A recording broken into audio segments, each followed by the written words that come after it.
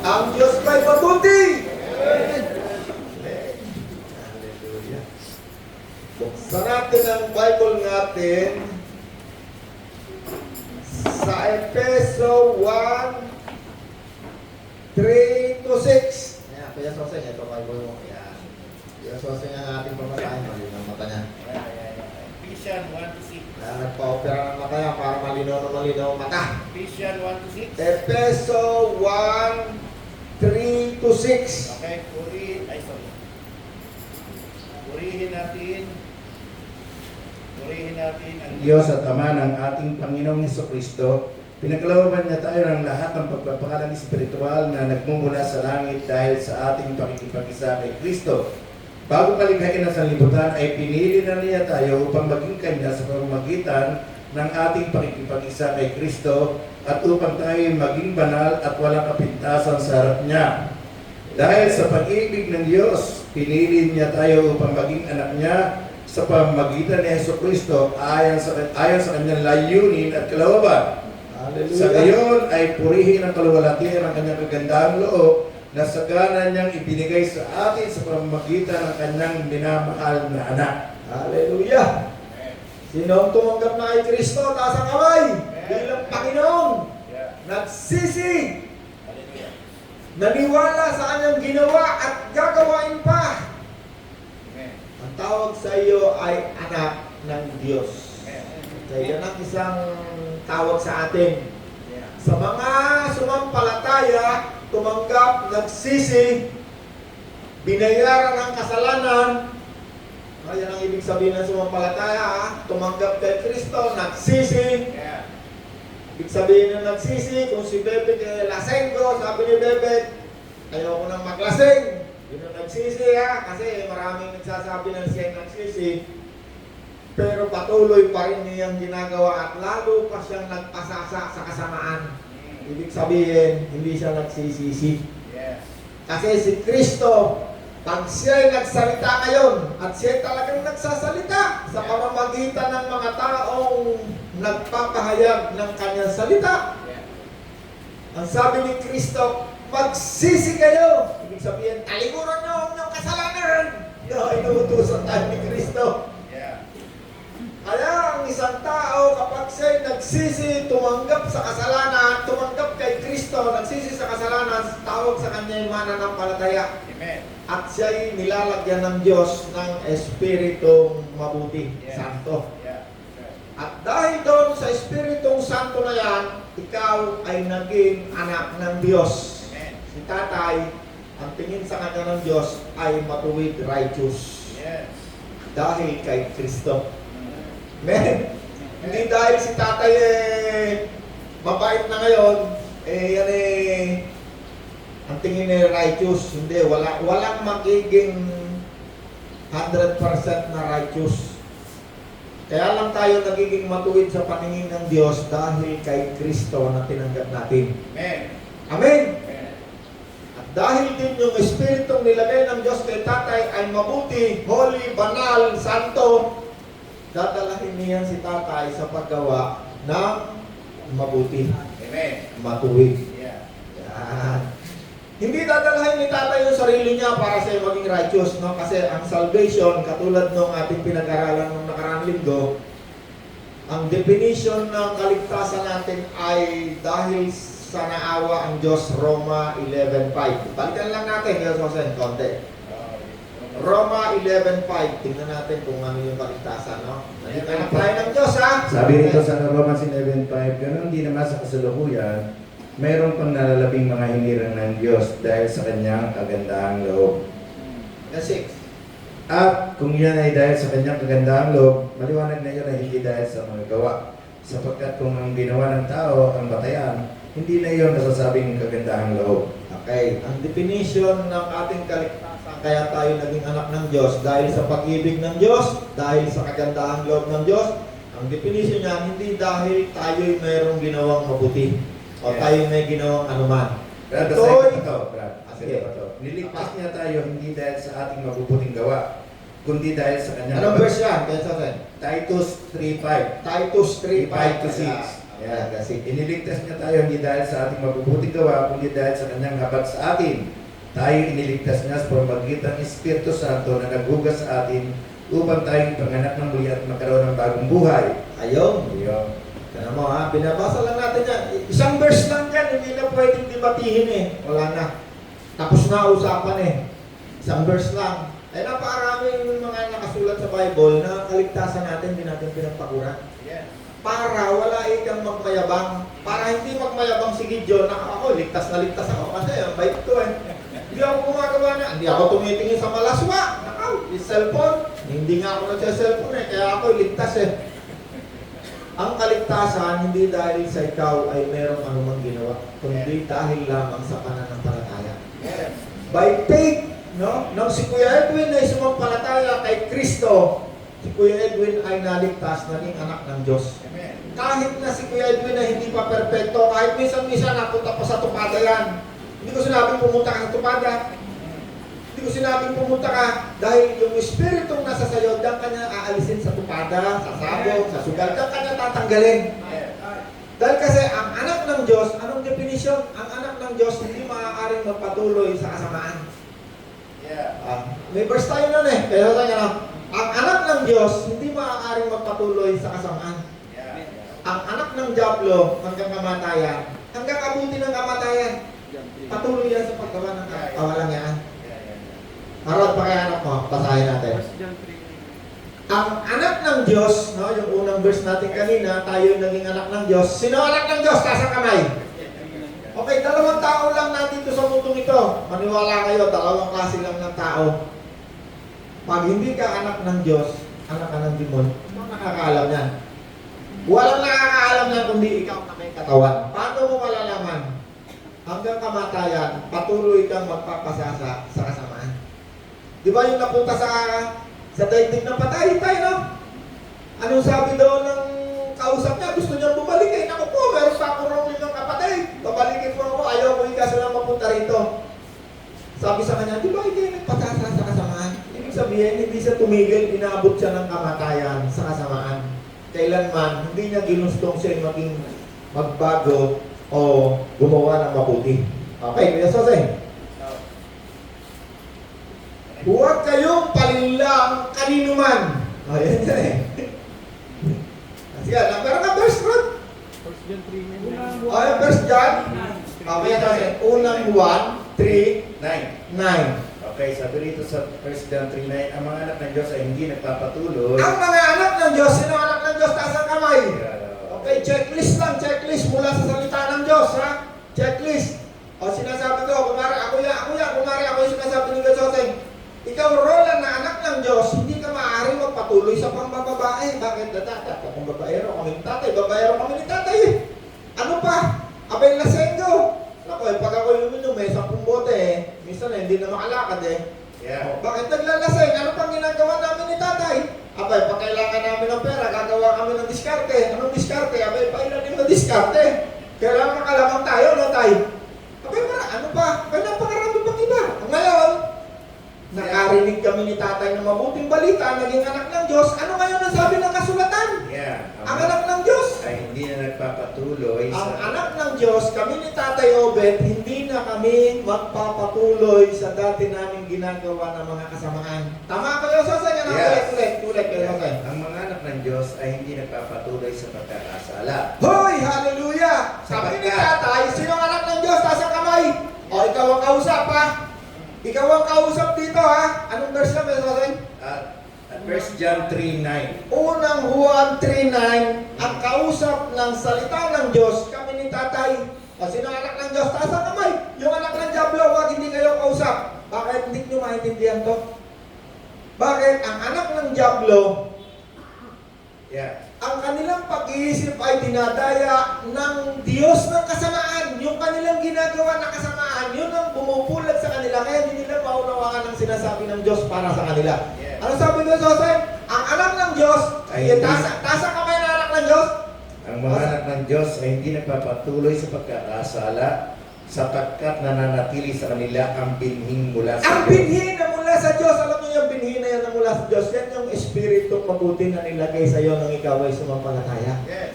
Bakit hindi magpapatuloy si Kuya Edwin sa pagtutupada, pagsusugal, sapagkat ang binhi, si Kristo, ang Espiritu ni Kristo ay nasa sayo. Yeah. Ang Espiritong mabuti, lalaban niya sa lahat ng kasamaan na dati nating ginagawa. Yes. Kaya ngayon si Carolan, dati sigarilyo lang, TV, kung ano-ano ang abuti mo, maubos ang pera mo, sweldo mo, magkano lang. Kaya ngayon, mo wala, bakit? Hindi na nanakawan. Yeah. Ang diablo, yan ay nanakawan ka niyan, pag ang isip mo madilim. Yeah. Nanakawan ka niyan, wala kang malay. Kaya ang tao may umuulat kasi may nagnanakaw. Ipon ka ng ipon, pero may nagnanakaw, hindi ka ulat. Yeah. Magkano sweldo mo sa araw? Kung sweldo mo ay 500 pesos, sigarilyo lang, 100 piso araw-araw na nakaw sa yung diablo, wala kang malay-malay. Dilim na dilim pag-iisip mo. Akala mo, naku, talap. Di mo alam, nilalamutan ka ng demonyo. Sa araw lang, isang buwan. Kano yun? 2,000. Kung kano sigarilyo kay Edwin? 10 piso. Si Edwin, alam na alam yan eh. Dahil kasi pag naninigarilyo si Edwin, ninanakawan siya, 10 piso, alam na yun eh. Nakakasampu, 100. Yeah. 100, malinaw. Tinuturuan ko lang kayo. Bakit ang Diyos yan ay nagpapalinaw ng pag-iisip sa madilim na pag-iisip? Ang diablo, hanggang hindi mo sinasabi, meron pa tao mananakawan kung alam niya magnanakaw darating ba? Hindi, maghahanda ng pangalo yan. Yeah. Kahit magnanakaw, anong oras darating? Okay, alas 11 ng gabi. Pero may lagot siya sa akin, meron ko pamalo rito, balate. Ang magnanakaw, hindi makakapagnakaw kung alam ng isang tao anong oras darating ang magnanakaw. Yes. Ang diablo magnanakaw. Paano siya magnanakaw? Harap-harapan na nakawan ka ng diablo. Anong purpose ng magnanakaw? Pahirapan ang mga ninanakawan.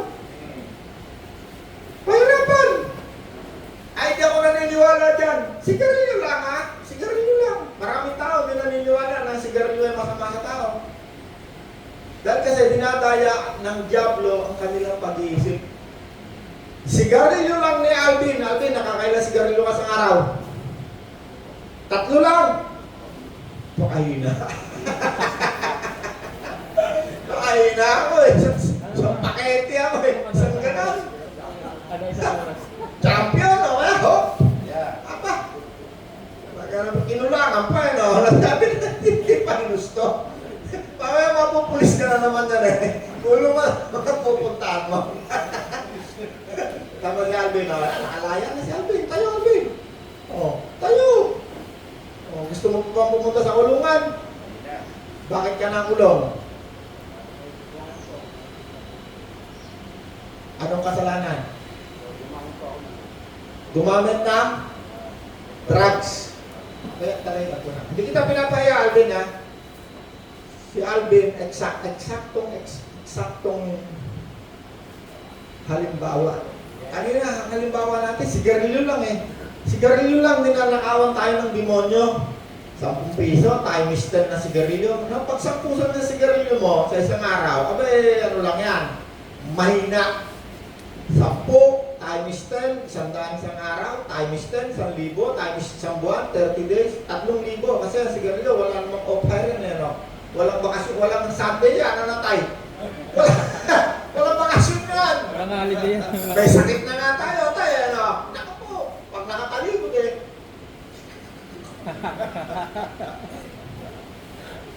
Walang bakasyon. Totoo ba sinasabi ko? Pero wala, di mo naman alam sinasabi mo. Alam ko yan kasi lahat ng yan ang ginawa ko. Kaya alam ko. Ang mabigat, kung yung kasalanan kasi, ano yan? Nagpa-progress. Ibig sabihin lumalaki yan. Si Alvin nakarating na ngayon sa drugs. Alvin, nadusa na si Alvin eh. Sample natin. Drugs na. Sabi ni Alvin eh, hindi naman ako nagbenta eh. Para konti lang kasalanan. User lang. Nakulong si Alvin eh. Ilang buwan? Ilang buwan? Okay. Kasi nung araw, panahon ni Duterte, pag sumuko ka, sabihin mo, ako user. Pag nililista ka, user. Kailangan, rehab. Eh, hindi ka nag-rehab eh, no? Kaya kayo tinulong. Bakit ka tinulong? User ka lang. Oo nga, bakit nga? May warat. User pa, may warat. Ito si Edwin, kapitan to. Tay, pag pa user ka, may warat ka ba? Ano yun? Probation? Ano? Huwag na natin pag-usapan, kailangan natin ng abogado. Si Alvin, hindi na sigarilyo. Sabi ni Alvin, 3 stick lang. Hindi ako nalagpas. Wala ako sa'yo. Dinagdagan ng droga. Ay, nakaw. Alvin, magkano yung, anong tinira mo ng araw? Pwede mo na sabihin, nakulong ka na eh. Ano yung tinira ka? Magkano ang sabon ng araw? Magkano? Mura pa pala yun sa daan, araw-araw. Araw-araw. Every other day. Hindi, totoo. Wala naman wala naman. Gagawin lang natin na pagka. Pag may pera. So, every other day siguro may pera nga. So, every other day, 100. Malaki-laki yun. Pati kung makuwenta yun yan, 1.5. Kung isang buwan. Tama ba yun? 100 kada makalaw 15 days. 15 times 100, 1.5. Tama, Alvin, 1.5 sa isang buwan, sa 10 buwan, 15K. 20 years na yata nagkagano na yun, ilan? Hindi. 10 taon na lang. Ngayon, masyado mahaba. 15K times 10, 150K. Kano yung isang buong kasuotan ko na yan? 200. 1.5. 200. 4. Ano to? Medyo mahal to. 2, 4, 6. Underwear, 100. 200 na. 800. Ay di isang buwan, dapat meron kang laging bagong-bago. Postura ka lagi ganyan, no? Tulad ko. Buwan yun. Susunod na buwan, asawa mo naman bigay mo. Bigyan mo naman ng buong Nako, at yung asawa mo laging bago. Bakit? Tinanggal ng Diyos sa kanay. Lahat ng kasalanan, tinanggal ng Diyos. Para natin ng Diyos. Next sample ko lang yan. Next sample ko, kasi maraming tao, di nila alam, dahil sa kanilang kasalanan, ninanakawan sila ng dyablo. Wala silang malay, harap-harapan ninanakawan sila ng dyablo. Nahuli pa ngayon si Alvin. Naku, 6 na buwan. Mabigat. 6 na buwan. Yung anak niya, imbis na siya magpapakain, sa ngayon ang dinadalhan doon ng pagkain. Ay mabuti, nakalaya ka pa, pinapalad ka pa. Pinapalad ka. Diba, nakita natin ang perwisyo ng isang taong nagpapatuloy sa kasamaan? No? Iba't ibang uri ng kasamaan, iba't ibang uri ng kahirapan sa buhay ng isang tao. Iba't ibang uri. Kaya ang Diyos naawa sa atin. Sabi ng John 3:16, gano'n na lamang ang pag-ibig ng Diyos sa mga tao, kasanlibutan. Kaya ang sino mang sa Kanya isasampalataya, yung tayo yun, yung mga tumanggap kay Kristo, nagsisi, ay hindi mapapahama kung hindi sila ay makakaroon ng buhay na walang hanggan, maliligtas. Magkakaroon sila ng tinatawag natin sa English, salvation. Sino ang maliligtas? Yung sasampalataya. Walang bayad, wala tayong gagawin. Kaya nga ang definition doon sa napakarami nating verse na binasa, ang kaligtasan ay kaloob ng Diyos. Ito'y hindi dahil sa ating mga gawa. Kung dahil sa gawa, ito'y hindi matatawag na grace o kalagandahang loob. Ang kaligtasan natin kailanman ay hindi na mawawala. Okay, ang tanong lang dyan, yung sumampalataya, hindi sumampalataya. Kasi kung tanongin ko, si Kuya Edwin, si Berbet, si Alvin, pag tanongin ko sila, sino sa inyo ang sumampalataya kay Kristo nagsisi? Pwede yung tatlo na yan, tumas pare-pareho kamay niyan. Pero pag uwi yung tatlo na yan, hindi natin alam sino nasa tupada, sino uling gagawa ng sabu, sino uli maninigarilyo, sino may kalantares, hindi natin alam. Sino nakakaalam? Ang Diyos lamang tsaka sila. Ano ang checklist? Ang anak ng Diyos, hindi magpapatuloy. Hindi sinasabi na ang anak ng Diyos, pag alis mo rito, isa ka ng anghel, hindi ka nagagawa ng kahit ano. Pero hindi ko sinabi na gumawa kayo ng kasalanan. Ang anak ng Diyos, hindi magpapatuloy. Kung si Rebek ay tunay na tumanggap kay Kristo, kahit man yan ngayon ay nakita nating sumigarilyo, Hindi yan naaabuti ng kamatayan na yan ay hindi titigil sa paggawa ng kasamaan. Bakit? Yun ang sabi ng salita ng Diyos eh. Ang anak ng Diyos hindi magpapatuloy. Ibig sabihin, kung gradual man ang pagtigil niya sa kasamaan, sigurado titigil niya sa kasamaan. Bakit? Hindi na yan makakatagal sa pamumuhay sa kasamaan dahil ang kaniyang kasamay binhin galing sa Diyos Yeah. na mabuti. Meron ng espiritong mabuti. Yeah. Hindi siya patutulugin niya, espiritu na yan. Every time gagawa yan ng kasamaan, magsasalita yan, mahahapis. Yeah. Wala yung espiritu na nandyan dyan sa katawan ni Kuya Edwin.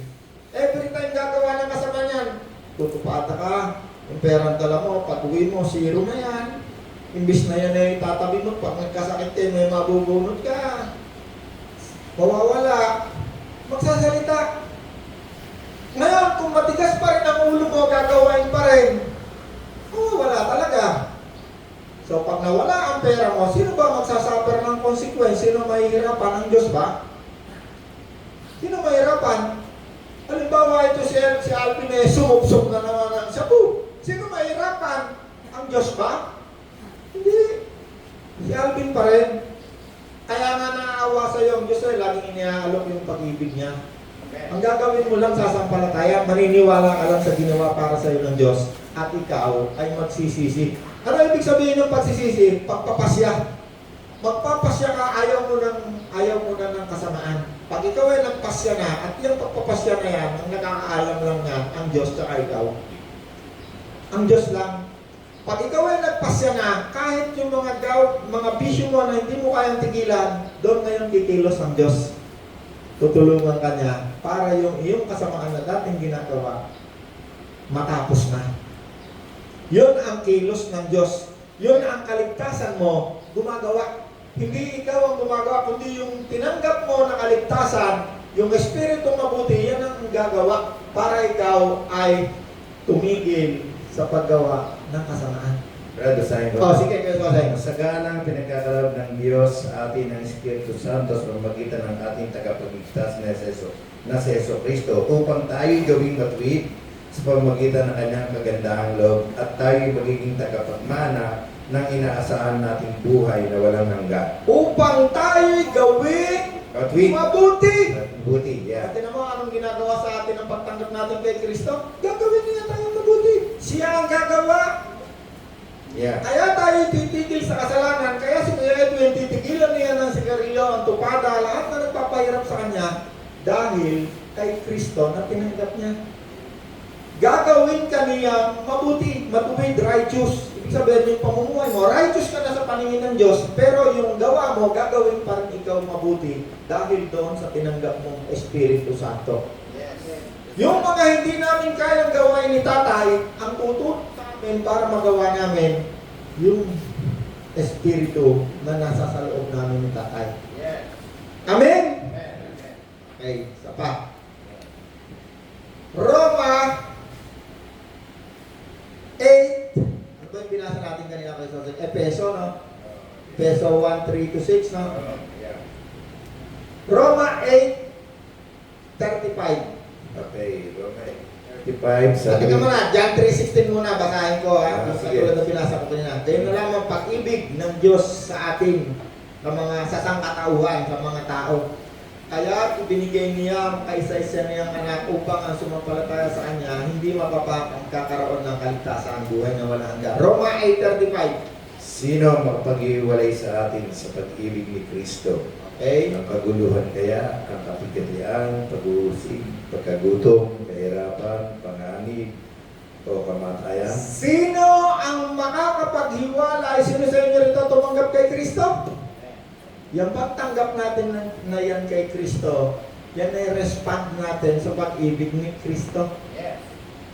At kahit noong pamang tayo'y makasalanan pa, ay minahal tayo, inibig tayo ng Diyos. Wala kayo, kahit noong makasalanan pa tayo, mahal pa rin tayo ng Diyos.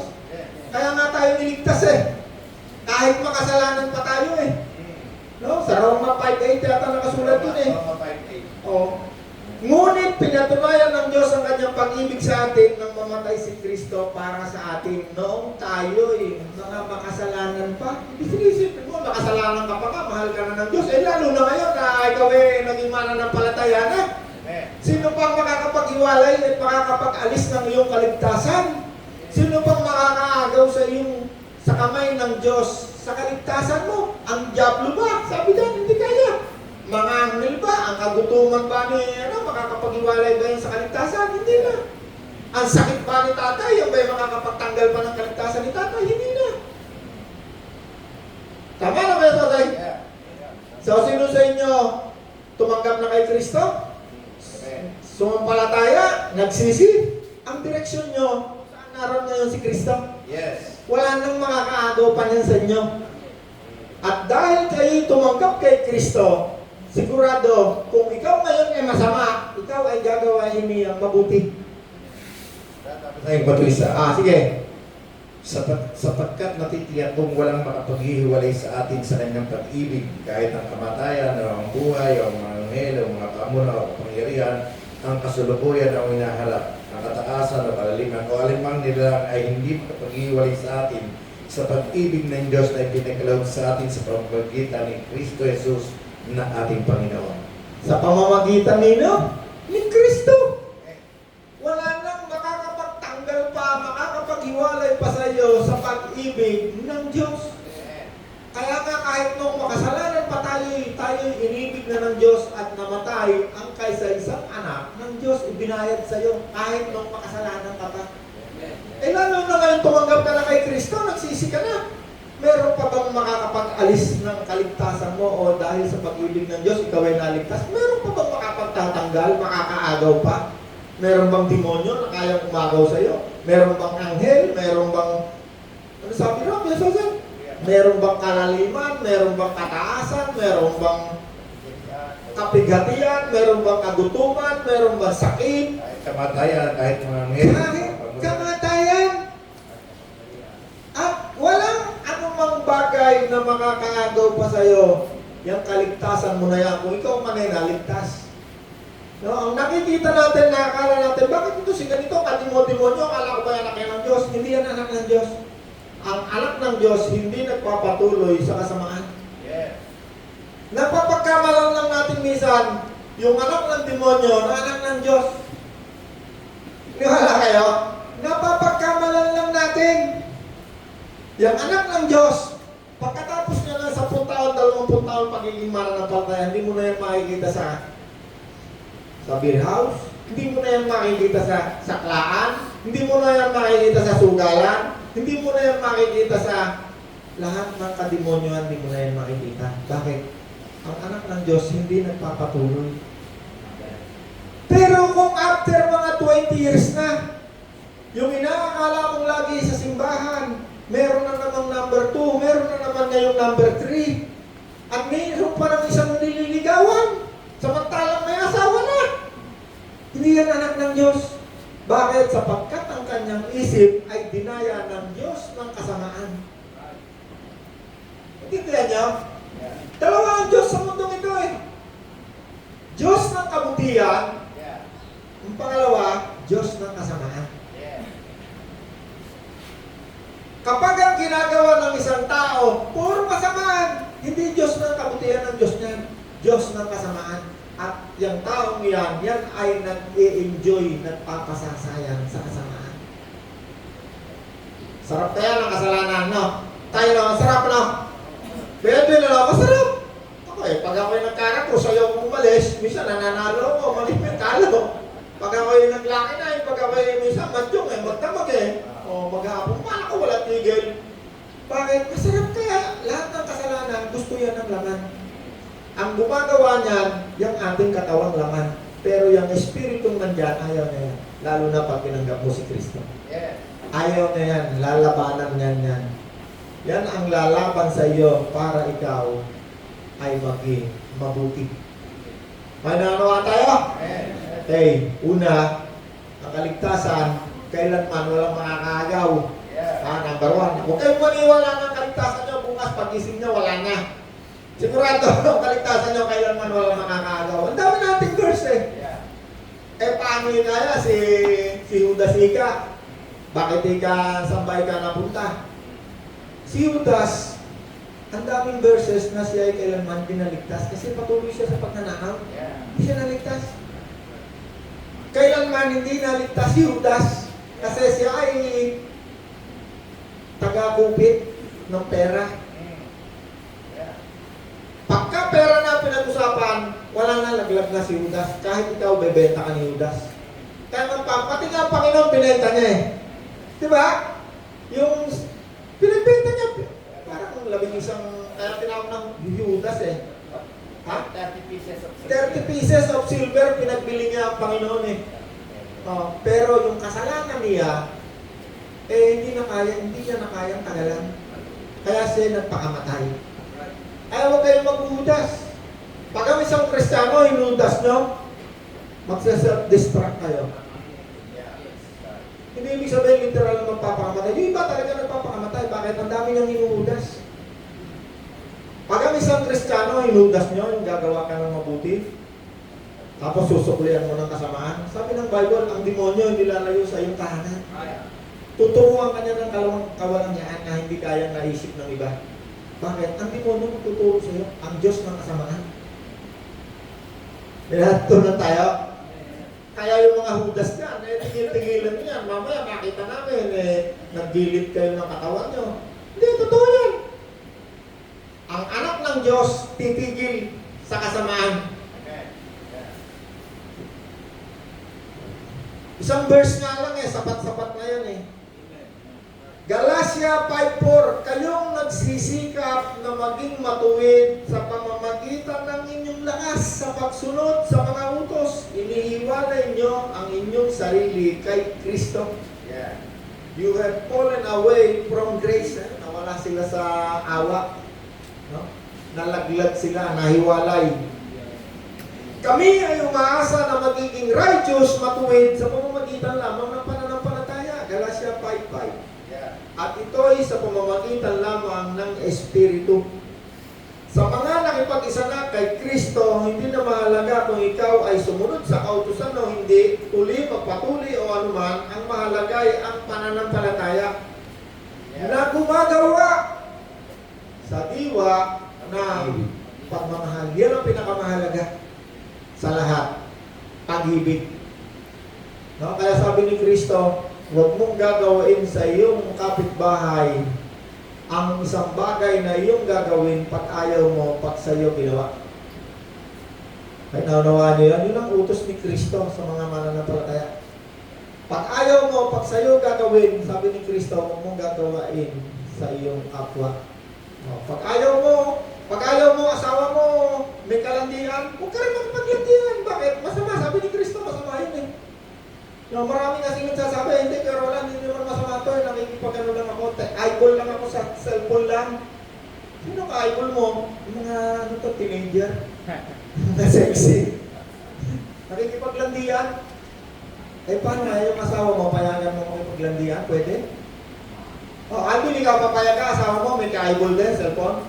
Di malalaman natin kung anong masama, anong mabuti. Bakit? Sa pamamagitan ng utos ni Kristo. Pag ayaw mo, pag sa'yo gagawin, huwag mong gawin sa Kanya. Kaya ako, ayaw ko manloko ng kapwa ko. Bakit? Ayaw ko lukoyin ako. Ang gusto ko, yung kung ano yung gagawin sa akin, yun ang ginagawa ko sa akin kapwa. O nung nakaraang linggo, may nasunog. O sabi ko, Rod, punta ka rin. Baka meron tayong pagkakataon na makatulong kahit pa paano. O, punta ako. Si Rod, di ko lang pumunta na. Ayun, bigay ako ng konting sa mga nasunugan. Kaya sabi ko sa inyo, huwag nyo hangarin. Ang pupuntahan ng salapi na binibigay natin, ikaw ang makakuha. Bakit? Mapalad ang nagbibigay dyan. Hindi ka masusunugan. Kaysa tumatanggap. Pag yung pera na yan, may pinuntahan yan, sigurado may nangyari dyan na hindi mo gusto. Hindi mo gusto kung sa'yo mangyayari. Amen? Okay, tayo. Tayo maaga ngayon tayo magtatapos kasi medyo meron akong pupuntahan na. Ikaw ay at tagapagligtas, banal mo ang